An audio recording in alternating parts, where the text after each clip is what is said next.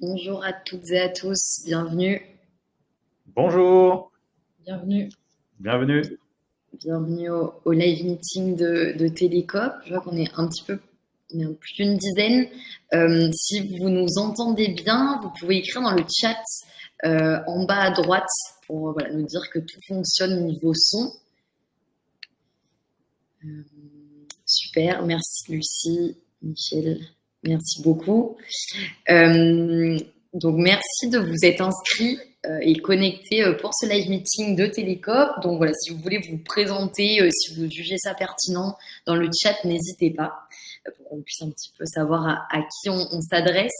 Je vais commencer par me présenter moi-même. Donc je m'appelle Fanny Imbert, je travaille chez Lita.co, qui est donc la plateforme d'investissement sur laquelle Télécoop réalise donc sa deuxième levée de fonds d'ailleurs en ce moment, puisque voilà, on avait déjà eu l'occasion de financer Télécoop en mi-2022 avec une campagne donc avec les licornes. Peut-être qu'on y reviendra plus tard, mais voilà, donc Télécoop revient pour une double levée de fonds en part sociale et en dite participative. J'imagine que Marion et Pierre vous expliqueront pendant leur présentation les différentes caractéristiques des produits. Donc pour celles et ceux peut-être qui connaissent pas Lita, en attendant que tout le monde se connecte, je fais une petite introduction. Donc on est une plateforme d'investissement. On permet à des particuliers et à des professionnels d'investir, que ce soit en capital ou en dette, dans des entreprises, des coopératives, des associations qui ont été sélectionnées sur des critères de performance économique et financière, mais aussi et surtout sur des critères d'impact social, sociétal et environnemental. Donc, à ce titre, d'ailleurs, si vous souhaitez en savoir plus sur Lita, on organise des webinaires de bienvenue, si ça vous intéresse, tous les 15 jours, qui présentent justement la plateforme, les produits financiers, la démarche d'investissement. Donc, si vous êtes novice dans l'investissement, n'hésitez pas à y participer dans les prochaines semaines. Et donc, dans le cadre de notre activité, on organise des échanges entre les investisseurs et les entreprises en levée de fonds pour permettre donc un moment privilégié où vous pouvez directement poser vos questions et rencontrer les entrepreneurs qui sont derrière les différents projets. Et donc, on a aujourd'hui avec nous Marion et Pierre qui sont les cofondateurs de Télécoop.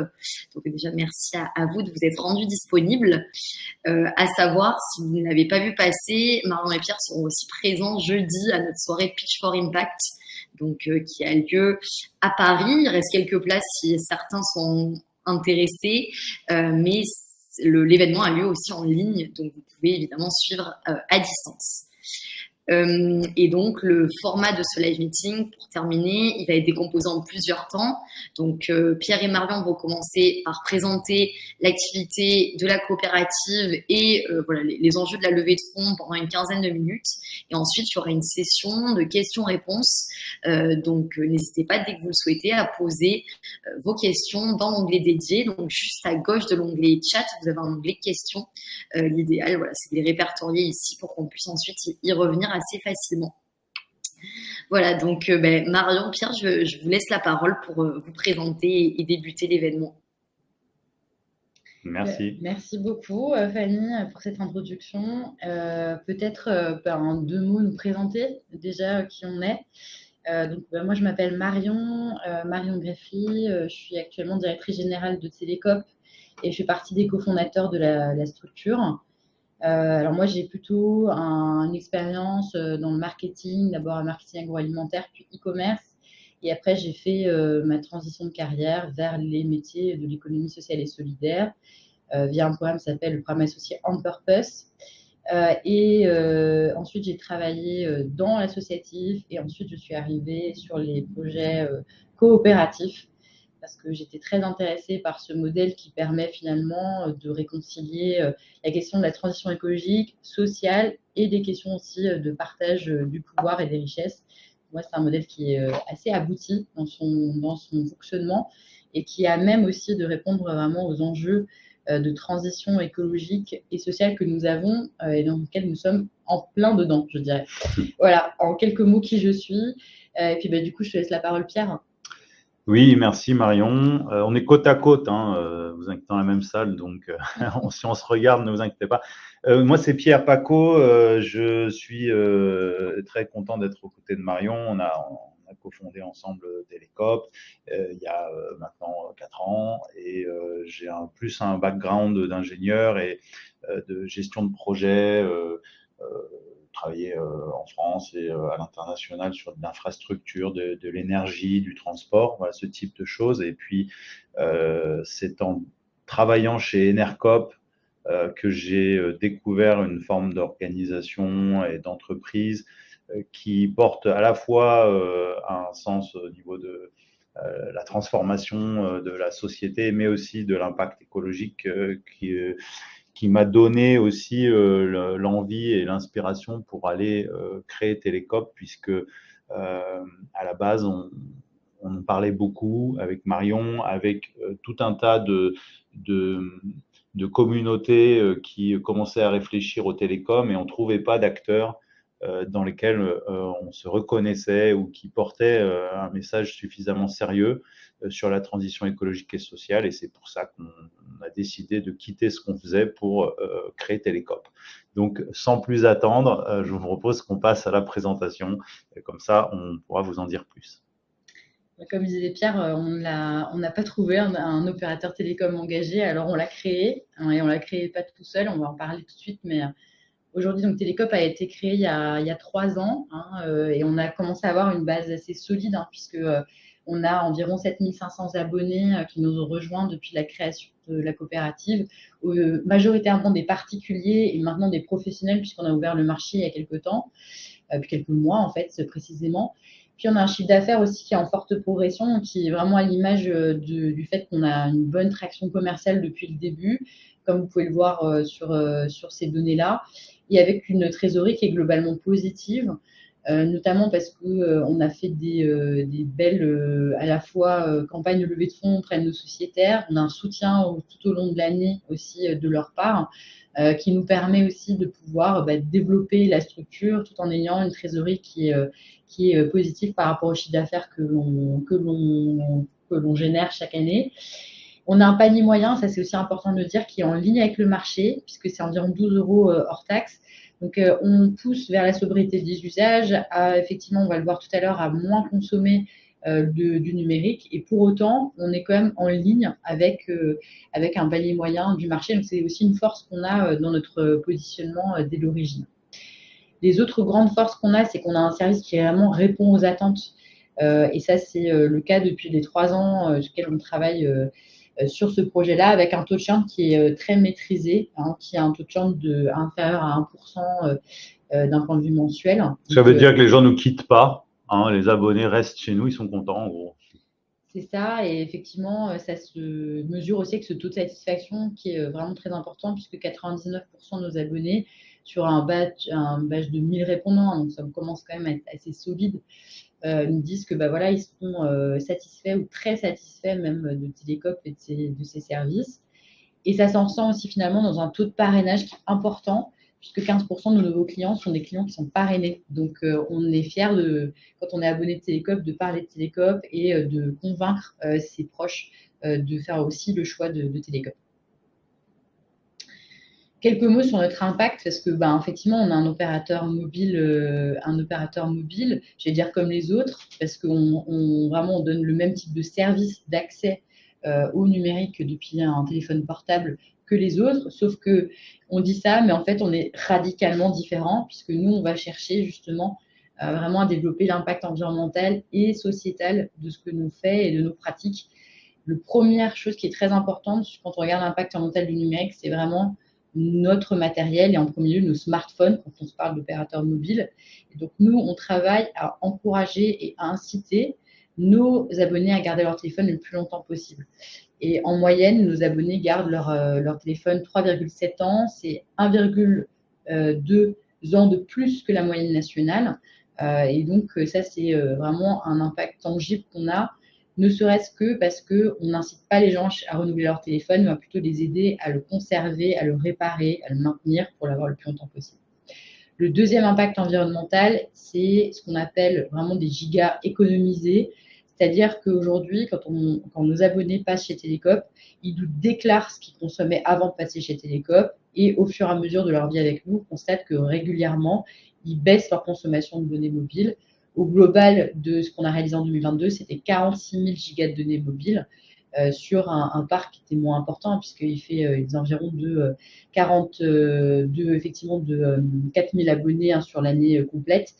Donc, c'est aussi vraiment des bases qui sont fortes et qui sont importantes pour Télécope dans ce cadre-là. Dernier point très important, c'est bien sûr notre impact sociétal et c'est des emplois qu'on a créés, puisqu'aujourd'hui, on a créé 10 emplois depuis le début de l'aventure. On s'apprête à en créer d'autres, puisqu'on est vraiment dans cette dynamique-là, notamment au sein de notre service client, puisque notre service client, notre engagement, c'est qu'il soit basé en France pour créer l'emploi local et donner aussi des bonnes conditions de travail à ces personnes-là, parce que c'est souvent pas le cas, malheureusement, sur le secteur des télécoms. Donc, il faut aussi être différent sur ces éléments-là. Du coup, je vais laisser la parole à Pierre justement pour développer aujourd'hui notre action sur les piliers sur lesquels on se développe. Oui, du coup, vous l'avez déjà, je pense, compris et entendu à travers ce qu'on a déjà dit. Donc, je vais le redire d'une façon différente, mais on a trois piliers principaux sur lesquels on se différencie des autres acteurs. Le premier, c'est nos forfaits mobiles qui sont sobres, puisqu'en fait, on propose de payer en fonction de sa consommation réelle de données mobiles, ce qui est assez à contre-courant du marché, puisqu'on est sur un marché qui va plutôt aller dans le sens de la course à l'illimité. Et puis, surtout, Marion l'a dit, notre service d'accompagnement 100% humain, donc on offre un visage humain là où je pense que la tendance générale est plus à la déshumanisation. Et puis, enfin, on a développé des contenus, des ressources et une méthodologie d'accompagnement spécifique pour permettre d'accompagner nos abonnés dans ce qu'on appelle la réappropriation de sa vie numérique, c'est-à-dire de ne pas être dans une sensation de subir les technologies, mais de les comprendre, d'apprendre quand il y a des choses qui nous dépassent, et puis de pouvoir décider ce que je souhaite conserver, parce que ce sont des choix qu'on a remarqué, ce sont des choix qui sont très personnels, le choix des usages sur mobile, et du coup, on n'est pas dans une posture de dire ce qui est bon ou mauvais, mais on est dans une posture de donner les moyens de s'émanciper par rapport à ces usages numériques. Le deuxième pilier, c'est celui du pouvoir d'achat et de la longévité des appareils. C'est tout simple. On est le seul opérateur qui finance la réparation et l'allongement de la durée de vie des téléphones, plutôt que de proposer de racheter du neuf, voire même de racheter du reconditionné, ce qui revient quelque part aussi à plus de consommation. Donc, on a créé une incitation financière pour que nos abonnés puissent payer moins cher la réparation de leur appareil, que ce soit changer une batterie, changer un écran cassé, voilà. Donc, on est en train de mesurer comment ceci se reflète dans nos indicateurs d'impact que Marion a présenté tout à l'heure. Et enfin, le levier qui fait notre différence aussi en termes de statut, d'entreprise, mais aussi de valeur et de garantie, c'est assez important, c'est l'aspect coopératif, transparent, indépendant. Ça garantit quelque part cette structuration d'entreprise qu'on ne sera pas racheté par un plus gros. Parce qu'on est dans un secteur où la sortie des startups et des entreprises qui sont créées, c'est souvent de se faire acheter par soit Orange, soit Bouygues, soit SFR, et c'est ce qui se passe chaque année.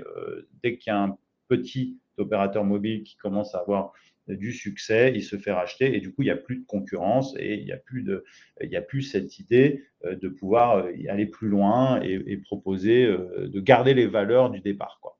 Ce qui ne peut pas être le cas chez nous grâce à la structuration sous forme de coopérative.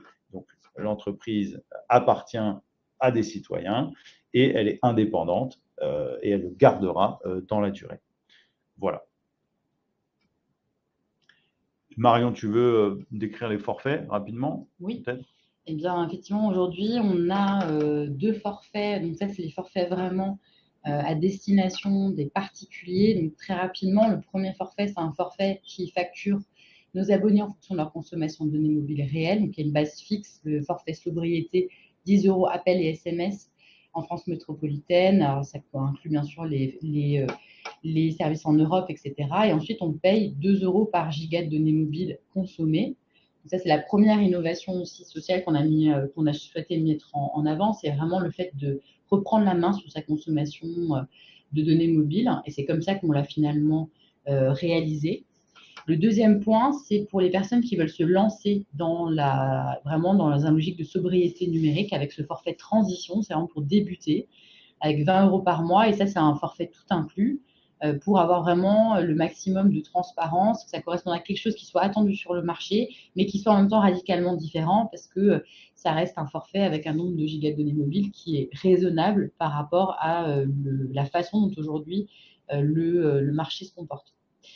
Et après, il y a tout un système d'accompagnement avec des alertes SMS de suivi de consommation, un accompagnement personnalisé par le service client, un espace personnel aussi qui permet de reprendre en main sa consommation, des webinaires et des interventions qui sont là aussi pour placer Télécope et la façon dont aujourd'hui nous travaillons et mettons la sobriété au cœur. Donc, quelque chose qui soit vraiment partagé et partageable par le plus grand nombre. Parce qu'on est vraiment aussi dans cette logique un peu d'éducation populaire pour faire passer ces messages-là et pour former les gens sur la question du numérique. Notre métier d'opérateur aujourd'hui de réseau mobile virtuel, c'est vraiment un modèle éprouvé et sécurisant. Alors aujourd'hui, on a un accord avec Orange sur l'utilisation de leur réseau 4G via un partenaire qui s'appelle Basile Télécom. On a obtenu l'agrément auprès de l'ARCEP à opérer en tant que MVNO. MVNO, c'est opérateur mobile virtuel. Ça, c'est vraiment les points qui sont importants pour pouvoir opérer. Et au-delà de ça, on a le contrôle de toute la chaîne de commercialisation sans infrastructure aussi à entretenir. Ça, c'est aussi un point qui est important dans notre modèle de coût. C'est beaucoup plus facile d'opérer quand on n'a pas d'infrastructure à maintenir que quand on en a. Ce n'est pas du tout le même type de coût d'entrée sur le marché. Et en même temps, on est protégé parce que c'est une obligation aussi par les opérateurs qui possèdent des infrastructures de la mettre à disposition d'autres opérateurs comme nous qui souhaitent se lancer. C'est très important de le dire.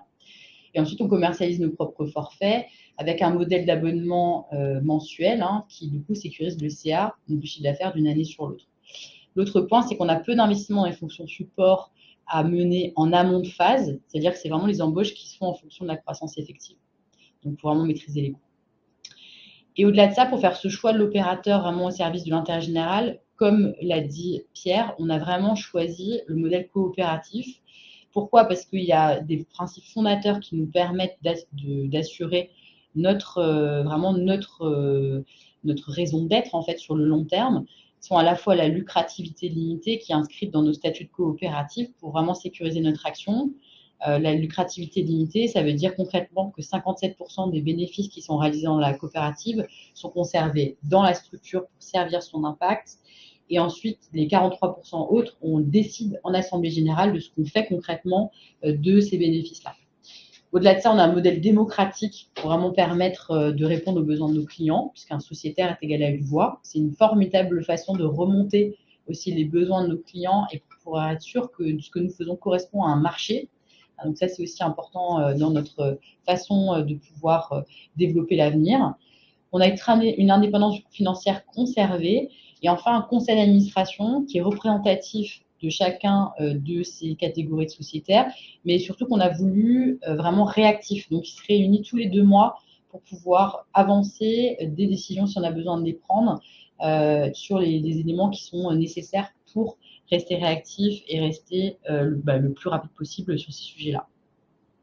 On peut aller rapidement sur l'équipe. Vous avez devant vous 2 membres de l'équipe, mais derrière, on a une responsable des opérations, Camille de Toret, une responsable de la relation client et de l'accompagnement, Christine, et Anaïs sur les projets stratégiques et partenariats et qui aussi pilote tous les contrats télécom. Et enfin, Pierre Geoffroy qui est en charge des systèmes numériques et de tous nos outils tech. Qui a un background de développeur full stack. Donc, vous voyez qu'on a une équipe très complémentaire. En fait, c'est surtout ça. On s'est bien trouvé, on s'est construit au fil des dernières années, mais surtout, on a pris l'habitude de travailler ensemble parce qu'on se connaît en fait en grande partie depuis un moment. Donc, c'est quelque chose qui est notre force aussi. C'est la façon de se compléter et d'avoir des compétences et de l'expérience de nos vies passées. Le conseil d'administration, peut-être que vous reconnaîtrez quelques structures ou quelques noms. On ne passe pas ça en détail. S'il y a des questions, on peut en reparler. Surtout, ce qu'on aime, c'est se faire challenger. Donc, on est allé chercher des réseaux qui nous permettaient de nous pousser à pas être dans notre petite bulle. Donc, on est allé chercher, par exemple, le programme d'accompagnement et de changement d'échelle de HEC qui dure 2 ans. On est en cours d'ailleurs. On est allé chercher aussi le réseau Entreprendre, dans lequel on est aussi en cours d'accompagnement avec des mentors, avec des sujets de partage qui sont très puissants dans notre capacité à préparer le changement d'échelle. Et j'en passe, mais on fait aussi partie du réseau des licornes. L'Alliance des licornes, c'est en fait un ensemble de coopératives d'intérêt collectif comme Télécope qui touchent tous les secteurs d'activité de la grande consommation.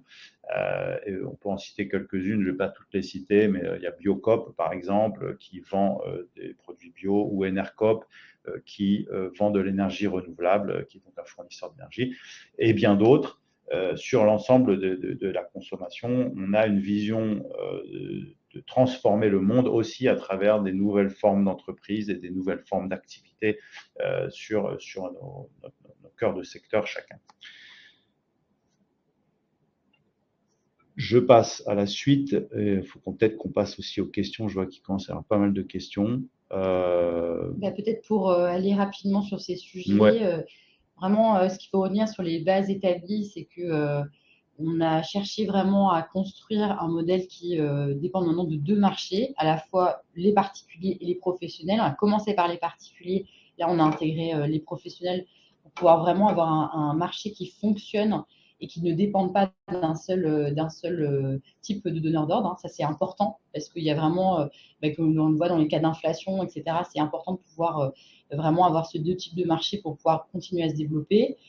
On a aussi vraiment construit une plateforme de marque qu'on a voulu forte et qu'on est en train de lancer avec des campagnes de rentrée sur cette fin d'année pour tester justement l'appétence des discours autour de la sobriété tout en pouvant continuer à croître pour pouvoir convaincre le plus grand nombre de ces enjeux-là.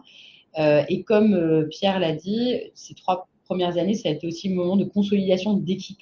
Donc, on a fait des recrutements clés, ils sont déjà faits autour de Respo des opérations, Respo des projets stratégiques, l'IT, etc.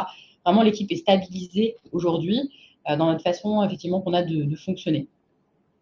Et du coup, les prochaines étapes de la croissance et pourquoi on est là concrètement et pourquoi on cherche à lever des fonds, c'est vraiment pour lancer ce changement d'échelle, pour aller convaincre de plus en plus de personnes de nous rejoindre, notamment parce qu'on répond à un besoin essentiel, mais aussi parce qu'au-delà de ce besoin essentiel qui est de communiquer via son smartphone, on a tous un smartphone dans nos mains, il y a aussi le fait de pouvoir être plus qu'une simple entreprise qui donne un service avec tout ce que justement nous développons pour faire du numérique quelque chose qui va vraiment au service de l'intérêt général. Donc le but, c'est bien sûr accélérer notre impact. Plus on est grand, plus on pourra porter une voix qui compte dans le secteur des télécoms et faire du coup bouger les lignes. Et plus on est grand, et bien sûr, plus on va pouvoir renforcer notre indépendance. Notre indépendance financière, on en a déjà parlé, c'est lié aussi à notre modèle coopératif, mais aussi indépendance vis-à-vis de nos fournisseurs, etc., on va permettre vraiment de pouvoir passer un cap parce qu'on grandit. Et donc, les étapes à venir dans ce cadre-là, c'est vraiment investir dans le marketing digital, dans le B2C, donc faire connaître notre différence à un large public, avec le développement aussi d'autres types de forfaits mobiles thématiques, parce que là, vous avez vu, il y a 2 forfaits qui vraiment constituent la base de notre gamme, mais aussi on sait qu'il y a des usages qui sont différents, comme des forfaits famille, par exemple, des choses qui font partie vraiment de la vie intégrante de nos clients. On a la création d'une équipe commerciale B2B. Maintenant qu'on sait qu'il y a de l'attraction, on va pouvoir justement vraiment staffer cette partie-là pour aller chercher ce marché-là. Et ensuite, il y a vraiment ces continuités de la croissance en 2025. On sait qu'on va devoir renforcer nos outils de RP, embaucher pour créer des antennes commerciales, mutualiser aussi avec d'autres types d'acteurs. Pourquoi pas les licornes, on est en pleine conversation là-dessus. Et le lancement aussi d'offres de longévité mobile, d'offres communes avec d'autres types d'acteurs, plus gros que nous, pour faire aussi bouger les lignes dans ce sens-là. Et vers 2026-2027, il y aura une étape de stabilisation de la coopérative, pour justement faire face à cette croissance, pour pouvoir justement continuer à donner nos services dans les meilleures conditions. Et on travaille aussi sur le lancement de l'offre FAI. Donc l'offre FAI, c'est l'offre de box à Internet, pour avoir vraiment une offre complète d'accès à Internet, que ce soit l'offre mobile ou que ce soit l'offre l'offre d'accès à Internet via une box Internet. Donc en résumé, quelques points, et puis on va prendre les questions au fur et à mesure. Il y a vraiment le fait que Télécope déjà a des bases solides, ont une ambition de peser fortement sur le marché des télécoms, faire évoluer rapidement les pratiques de ce secteur, et avec un modèle économique qui est d'abonnement, qui assure vraiment une base récurrente du chiffre d'affaires, et enfin un réseau des équipes qui sont déjà bien établies. Et pour aller plus loin, notre volonté, c'est vraiment que Télécope grandisse pour atteindre notre ambition, vraiment de faire changer ce secteur des télécoms.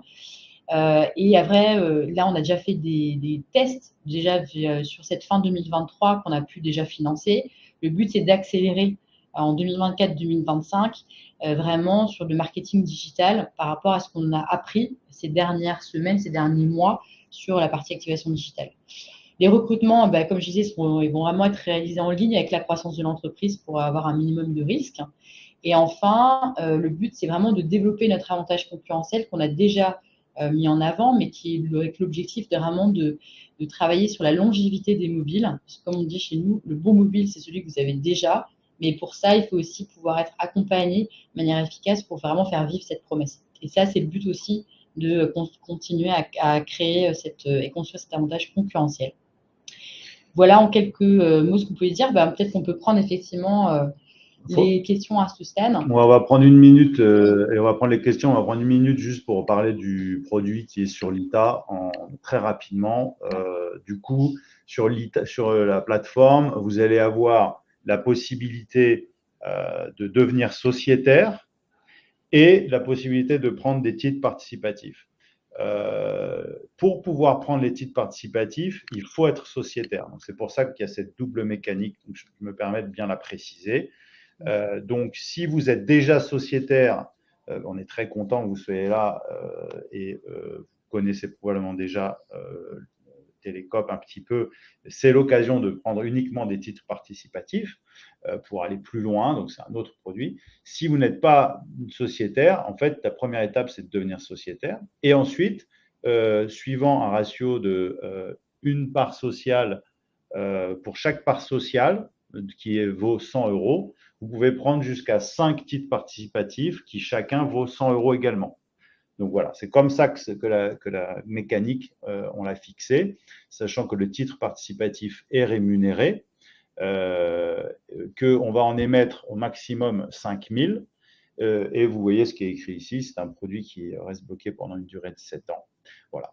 En ce qui concerne les parts sociales, ce n'est pas écrit là, mais je le précise, elles sont également éligibles à une déduction fiscale, mais elles ne sont pas rémunérées au-delà du mécanisme dont Marion a déjà parlé tout à l'heure, qui est celui de la redistribution des bénéfices. Voilà. Je m'arrête là, et s'il y a des questions plus précises, on peut les prendre et on essaiera d'y répondre du mieux possible. Oui, tout à fait. Merci beaucoup pour cette présentation très détaillée. Nous, on est ravis chez l'ITA de faire partie de l'écosystème qui gravite autour de Télécope et de permettre à nos investisseurs de porter le projet avec vous. Effectivement, si les personnes présentes ont plus de questions sur le mécanisme entre part sociale et titre participatif, n'hésitez pas à poser vos questions maintenant, ou sinon on a une équipe de conseillers avec qui vous pouvez prendre rendez-vous sur ces sujets.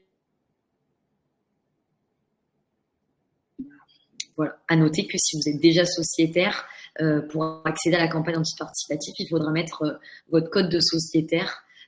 Voilà, donc techniquement, c'est assez simple, mais n'hésitez pas à vous rapprocher de nous. On a une équipe support client qui est très disponible. Mais donc, effectivement, vous avez été assez actifs sur les questions. Donc, merci déjà pour votre intérêt. On va passer donc à l'échange. Donc, ce qu'on va faire, c'est qu'on va partir de la question la plus ancienne et on va remonter. Je pense que c'est le plus simple. Je pourrais essayer de grouper des questions s'il y en a qui sont sur la même thématique. La première, du coup, c'est pourriez-vous nous en dire plus sur votre manière de travailler avec l'opérateur Orange? Pourquoi avoir choisi Orange plutôt qu'un autre opérateur? Alors, je pense qu'on y a répondu en partie. Déjà, on a eu un slide là-dessus, mais globalement, le réseau physique d'Orange, pour nous, c'est le réseau qui a la meilleure qualité de service d'un point de vue de couverture du territoire. Et c'est pour ça qu'on a souhaité travailler avec Orange. D'abord, c'est pour la qualité. Donc, si vous prenez un forfait Télécope, vous avez le plus de chances en France d'avoir un réseau qui fonctionne bien. Voilà, déjà en termes de qualité technique de réseau. Et puis, il y a aussi, je le dis parce que j'ai vu qu'il y a des questions sur l'international, on bénéficie également des accords entre Orange et les opérateurs dans tous les pays du monde pour que ça fonctionne aussi bien dans le monde entier. Donc, je le dis parce que j'ai vu qu'il y avait une question qui passait par là. Donc, ça, c'est le premier point. Et le deuxième point, c'est aussi parce que Orange, c'est parmi les gros acteurs, celui qui, en termes de valeur, se rapproche le plus, on va dire, de celle que Télécope peut porter, étant donné que c'est un ancien service public. Il reste encore dans la gouvernance et dans le fonctionnement des choses qui nous ont plu par rapport à ce qu'on a pu voir chez d'autres acteurs télécoms qui appartiennent à 100% à des grandes familles milliardaires françaises. Et peut-être pour clôturer sur ce point, il y a un point aussi qui est important quand on regarde l'avenir, c'est la résilience des réseaux liée à les questions de bifurcation écologique, de choc écologique éventuellement. On l'a vu dans les tempêtes qu'il y a eu dernièrement en Bretagne. Et ben nous, ce qu'on a constaté, on s'est aussi posé la question de ces résiliences-là. Et effectivement, Orange nous a semblé aussi tenir beaucoup plus fortement là-dessus. On en a eu l'exemple d'ailleurs pendant la tempête, typiquement, parce que les réseaux d'Orange ont été les plus rapides à être remis sur pied. Et ça nous a intéressé aussi de voir pour la suite, parce que c'est des points qui sont ici assez fondamentaux dans la façon dont on s'engage sur le long terme, quoi, avec un fournisseur. Voilà, en quelques mots, ce qu'on peut rajouter. Merci beaucoup. Ensuite, une question d'Alex qui portait davantage sur la mesure d'impact. Donc, j'imagine que vous mesurez déjà actuellement l'impact écologique ou social de l'activité. Donc, est-ce qu'il y aura des indicateurs qui seront mesurés à l'issue de la levée de fonds, ou peut-être faire un rappel de ce que vous suivez déjà actuellement? Je pense que depuis, il y a eu un slide dessus, mais on va le redire. On va dire les trois prioritaires. C'est l'impact carbone de l'allongement de la durée de vie du téléphone. Donc ça, c'est quelque chose qu'on va mesurer. C'est 80% de l'impact, c'est dans la fabrication du matériel en termes de carbone. Du coup, c'est un indicateur extrêmement important et c'est pour ça qu'on vous a autant parlé d'accompagner les abonnés dans l'allongement de la durée de vie de leur téléphone. Ça, c'est de l'impact carbone et c'est aussi de l'impact matière. Aujourd'hui, on ne le mesure pas encore, mais on espère pouvoir mettre en place une mesure plus fine, en plus du carbone, de tout ce qui va être impact matière, parce que c'est un sujet qui devient critique, évidemment. Vous avez peut-être entendu parler des enquêtes et des études sur la rareté de certains métaux, sur la rareté de certaines matières et les conditions de travail dans certains pays qui extrait les ressources dont on a besoin pour construire nos équipements électroniques. Et l'autre indicateur, c'est celui de la création d'emplois, quand même, et Marion l'a bien déjà balayé. Voilà. Je ne sais pas si tu vois autre chose. C'est avec les deux points principaux, parce que c'est les points qui concernent le plus les questions d'impact environnemental et sociétal. En revanche, le numérique aussi et la mesure d'impact sur les opérateurs télécoms continue à grandir et continue à se construire. Donc, ça veut aussi dire que nous, on va adapter nos mesures d'impact à tout ça, puisqu'on va être très à l'écoute d'un marché qui évolue vite, notamment sur l'utilisation du numérique. Donc voilà, ça c'est un peu les critères de base, mais on va les affiner au fur et à mesure qu'on reçoit aussi plus d'informations sur ces sujets-là. Super, merci beaucoup. Ensuite, c'est une question donc plutôt sur vos actions auprès du grand public, donc j'imagine en termes de plaidoyer, etc., pour sensibiliser à la sobriété numérique, si vous avez quelques exemples à partager là-dessus. Effectivement, alors du coup, ça fait partie intégrante de notre raison d'être, donc vraiment faire comprendre au grand public les enjeux de sobriété numérique. Donc on le fait de plusieurs manières. D'abord, les webinaires qui sont organisés chaque année. L'an dernier, on a organisé plus de 12 webinaires sur les sujets de la sobriété numérique, donc au moins un par mois, pour vraiment inciter et faire connaître la notion de sobriété numérique.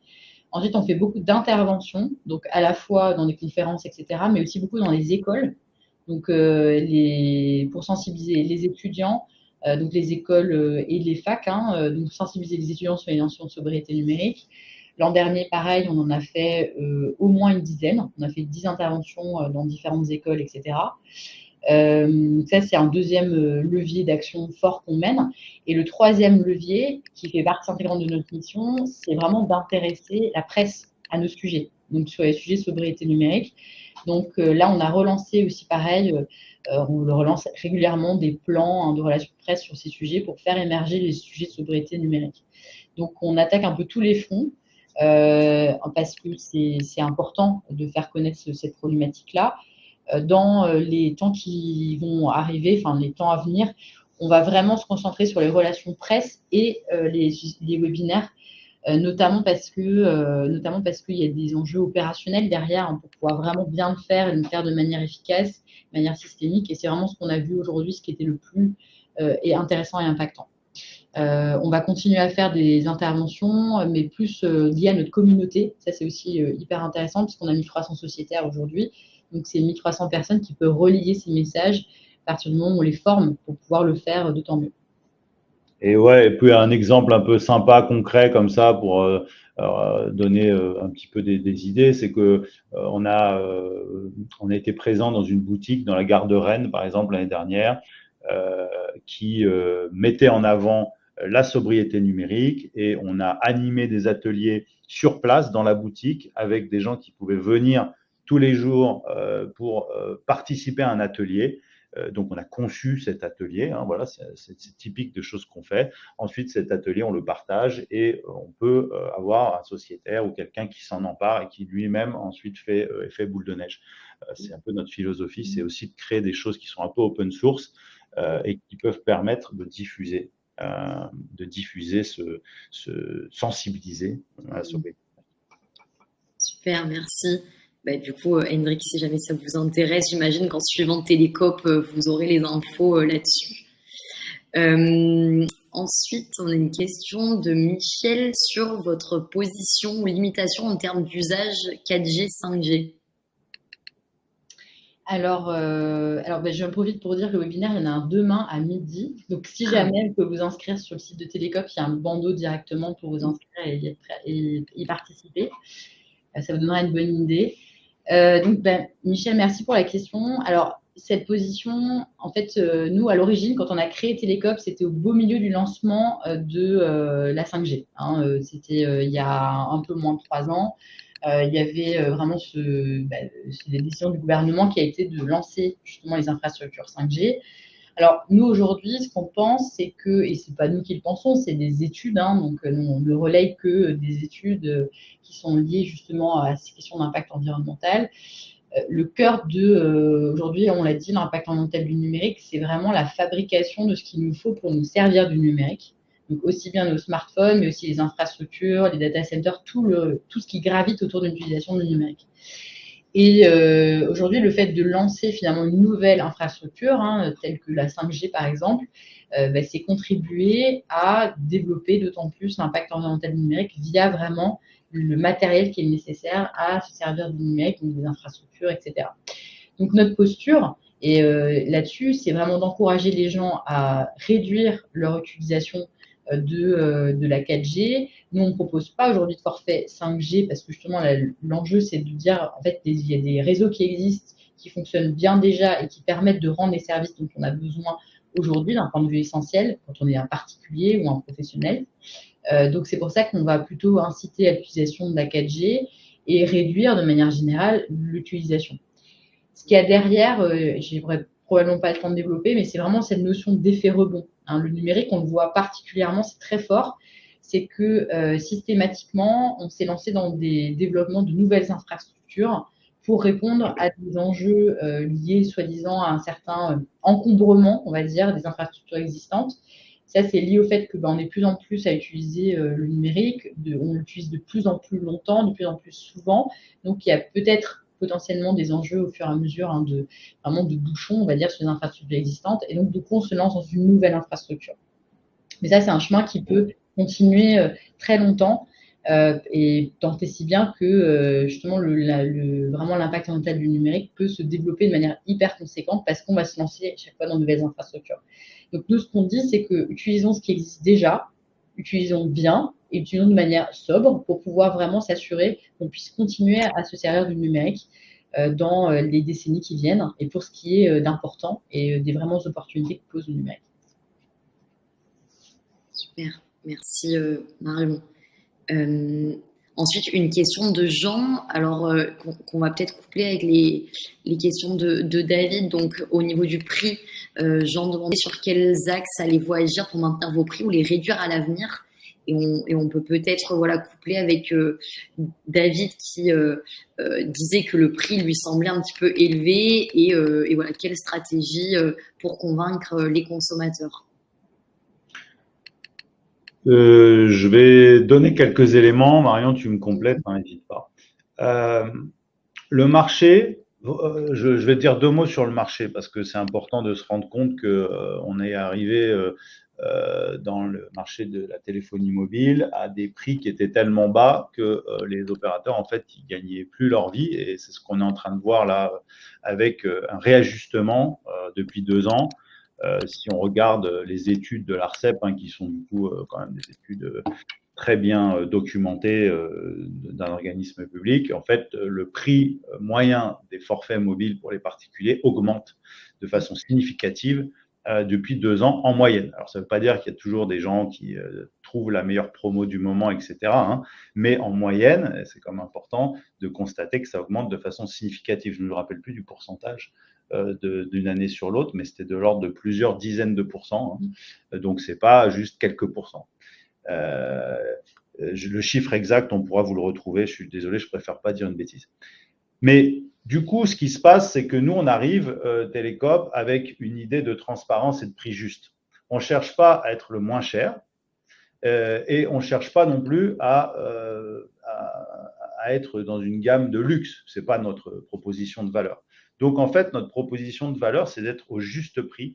Et je pense que la tendance du marché actuel le confirme. C'est-à-dire que nos prix, on prévoit de les maintenir grâce à l'effet de volume. C'est-à-dire qu'en grandissant, les coûts fixes de Télécope sont absorbés par un volume plus important. Donc, ça, c'est le premier principe de base, effectivement, qui fait qu'on cherche à atteindre ce point d'équilibre en termes de nombre d'abonnés. Et puis, la question va plus loin, les réduire à l'avenir. Oui, les réduire à l'avenir, ça, c'est l'étape suivante. C'est l'étape où on va être en mesure d'être à une taille critique qui va nous permettre de négocier, entre guillemets, de façon plus importante avec une entreprise qui possède des infrastructures, comme Orange, par exemple. Puisque si on est en dessous d'une certaine taille, il n'y a pas d'effet il n'y a pas de négociation possible, en fait. Voilà, donc c'est les 2 leviers et sur notre prix du coup et l'évolution de nos prix, il faut bien comprendre que nous en fait on est stable là où la moyenne est en train d'augmenter. Donc en fait, si ça vous paraît au-dessus du marché, Marion l'a dit tout à l'heure, au niveau du panier moyen, on est à la moyenne du marché. Donc en fait, c'est un effet peut-être de marketing, de communication de la part du marché, mais qui, dans les chiffres et factuellement, n'est pas factuellement vrai. Voilà. Et peut-être pour corroborer à ça, en fait, c'est un marché qui marche très très fort à la promotion. Donc c'est pour ça que ça peut donner l'impression que c'est moins cher. La réalité, c'est que c'est du coup pas moins cher, enfin effectivement lié aux effets que Pierre décrivait, et que l'écart n'est pas si important. Donc en fait, c'est ça aussi l'enjeu, c'est que Télécope puisse vraiment montrer que cette différence est justifiée, ou en tout cas dans la tête des gens que ça devienne tout à fait justifié. Et donc du coup, c'est pour ça que je parlais tout à l'heure de la plateforme de marque qu'on a créée et qu'on a vraiment entériné pour poser les points forts de Télécope et que ça devienne un réflexe du coup des gens de se dire c'est vraiment une bonne chose pour moi de passer chez Télécope.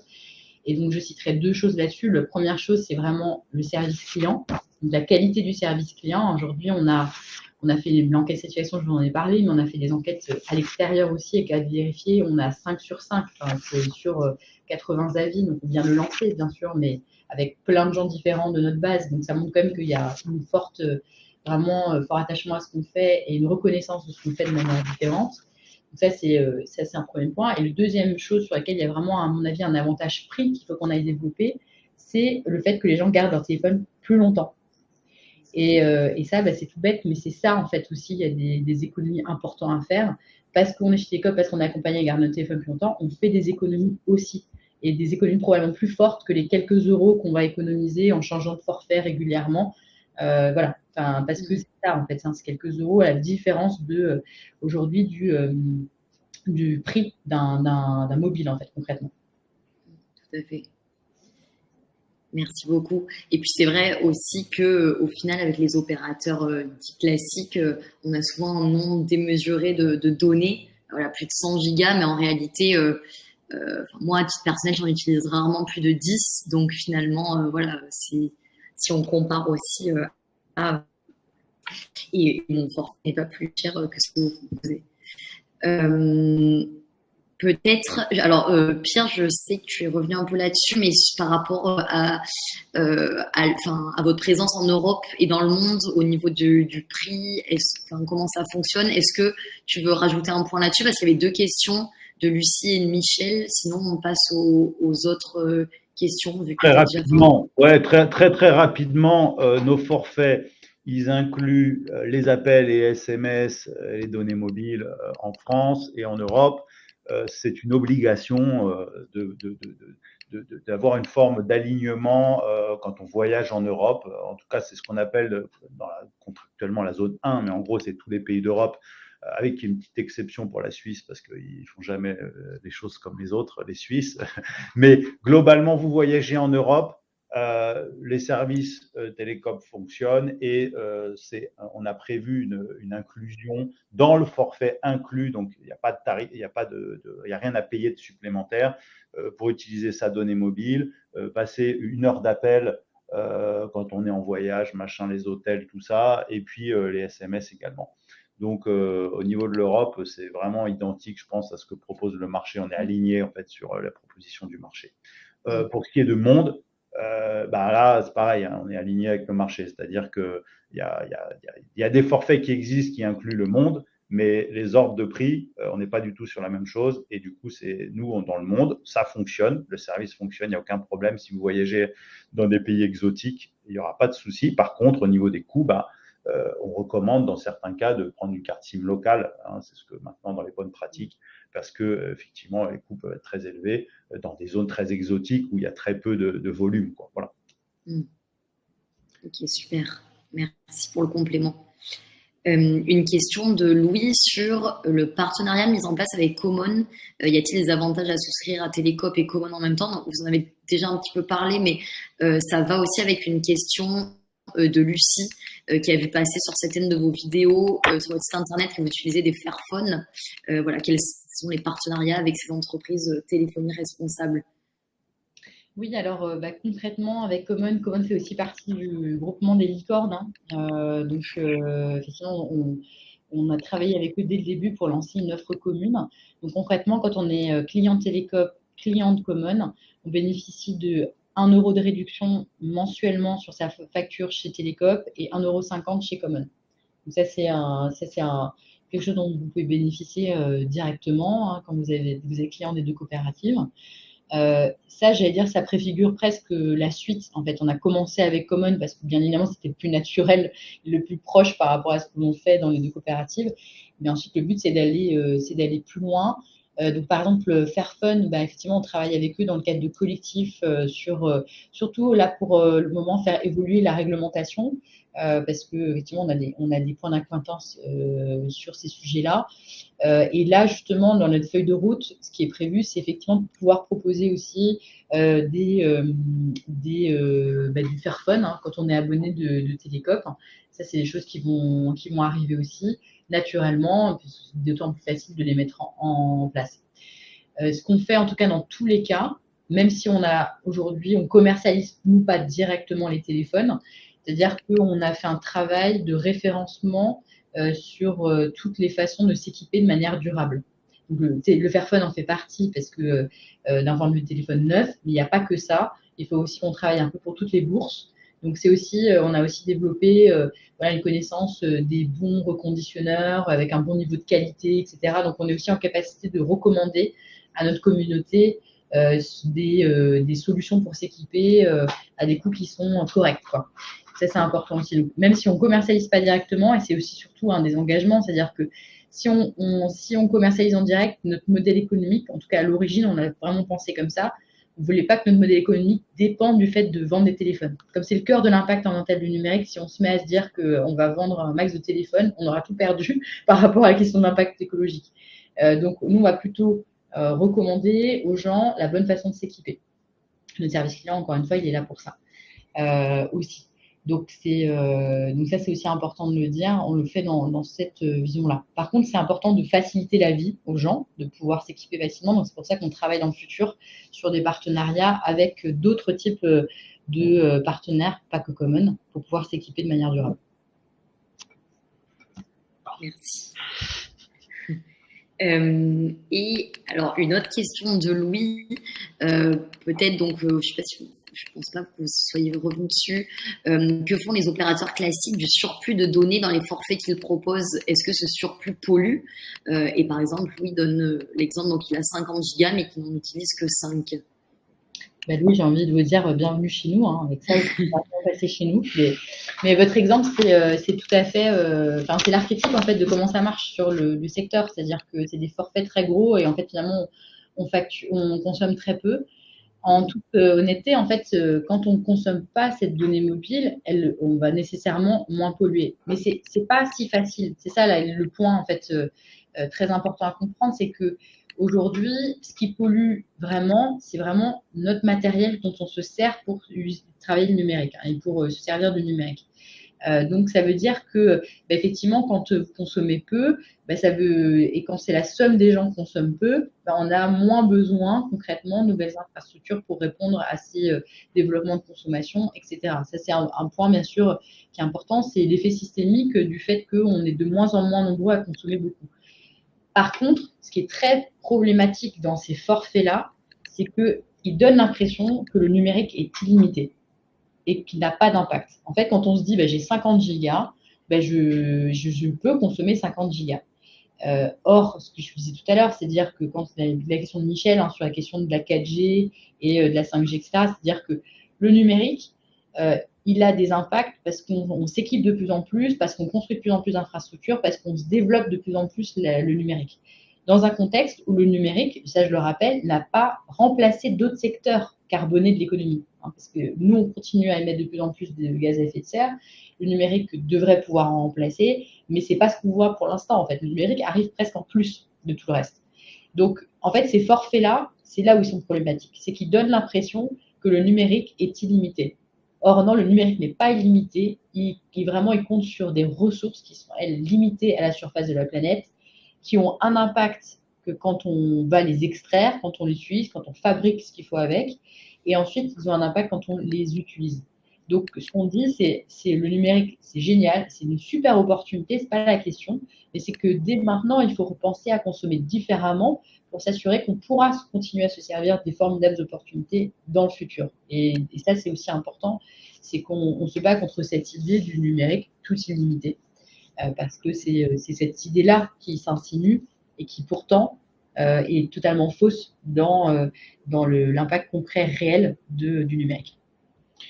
Oui, et je complète en disant, du coup, la réponse, en fait, c'est oui, même si on a commencé par dire que c'était non, parce que derrière, quand on fait de la planification, les opérateurs et l'État fait de la planification, si on se repose sur des valeurs fictives de 50, du nombre de personnes qui ont un forfait 50 gigas, on va évidemment avoir besoin de déployer plus vite la 5G, la 6G, la 7G et toutes les nouvelles technologies que si on se base sur la réalité des consommations et si on a un mécanisme comme celui que Télécope propose qui permet de le conscientiser et donc de l'économiser. Voilà. Je complète juste parce qu'en fait, c'est important. On est sur de la planification et on entend pas mal parler dans les actualités, peut-être en ce moment un petit peu moins, mais la planification écologique, c'est ça aussi. Voilà. Merci à vous deux. Et ben, en soi, on est quand même passé sur la plupart des questions. Après, ce qui est assez revenu, c'est le fait la cible principale, ce sont des personnes qui ont un attrait pour les sujets écologiques. Donc, voilà, comment convaincre des personnes qui sont moins sensibles à ces sujets.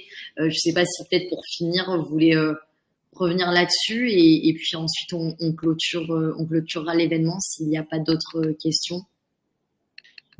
Effectivement, merci pour la question. Je pense que c'est aussi pour ça qu'on fait cette campagne. Aujourd'hui, on a besoin de faire connaître le modèle que Télécope représente.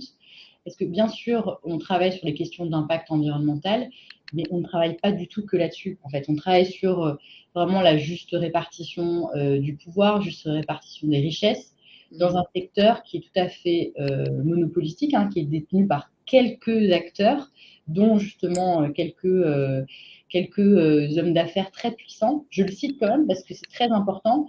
Dans un moment où effectivement on parle de fait de justice sociale et justice environnementale, le secteur aujourd'hui des télécoms a besoin aussi d'une autre vision, d'une vision qui vraiment arrive à concilier la notion de justice environnementale et justice sociale. Donc ça, c'est pour nous aussi fondamental. Parce que vraiment derrière le projet, c'est la raison aussi pour laquelle on est monté en coopérative, c'est que la coopérative nous permet de nous assurer de servir l'intérêt général avant toute chose.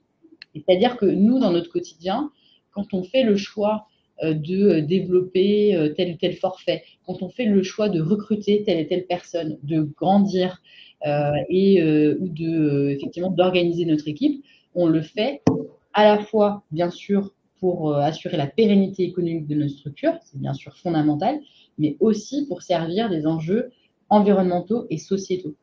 Donner un exemple ce matin, qui pour moi était très important, on s'est dit, il faut qu'on aille lutter en 2024, je disais tout à l'heure, sur la notion de longévité des mobiles, on arrive, voilà. Quel autre opérateur fait ça? Quel opérateur inclut dans ses effectifs, dans son plan, des façons de recruter des personnes pour pouvoir aider les gens à garder leur téléphone le plus longtemps possible, donc pour réduire leur impact environnemental et aussi profiter à leur porte-monnaie, parce que c'est quand même ça aussi le cœur du réacteur. Donc nous, on est très fiers de cette différence et on pense que c'est essentiel en fait de développer des alternatives de cet acabit-là, parce qu'on va avoir besoin de cette intelligence et de cette capacité à réfléchir de manière globale pour faire face aux enjeux auxquels on est tous confrontés. Et vraiment, Télécope, pour nous, c'est plus seulement un laboratoire, parce qu'on n'en est plus là. Maintenant, on a créé des bases, c'est des choses qui sont solides, mais c'est une façon de montrer qu'on est en capacité de créer ces modèles d'entreprise-là. Super, merci. Moi, personnellement, j'ai trouvé ça très convaincant. Mais effectivement, il faut bien qu'il y ait des entreprises comme des coopératives comme Télécope qui montent le chemin vers plus de durabilité. Et voilà, justement, on a choisi aussi Télécope pour cette proposition de valeur différenciante. C'est à contre-courant finalement du marché des télécoms qui est aujourd'hui très opaque. Voilà, donc merci à vous. On a Lucie aussi sur le chat qui vous félicite pour ce que vous faites. Eh bien, écoutez, si les participants n'ont pas d'autres questions, on va peut-être clôturer là puisque ça fait 1 heure, donc on a atteint le délai. En tout cas, si jamais vous avez des questions qui restent en suspens, vous pouvez tout à fait les poser dans l'onglet questions-réponses sur la fiche projet de Télécope sur l'ITA. Vous pouvez alimenter cette page et Télécope ou l'ITA répond à ces questions de manière assez rapide. Donc, voilà, n'hésitez pas à le faire. Et merci encore Marion et Pierre pour pour vous être connecté, pour avoir répondu à toutes ces questions. Et puis, au plaisir de vous retrouver jeudi pour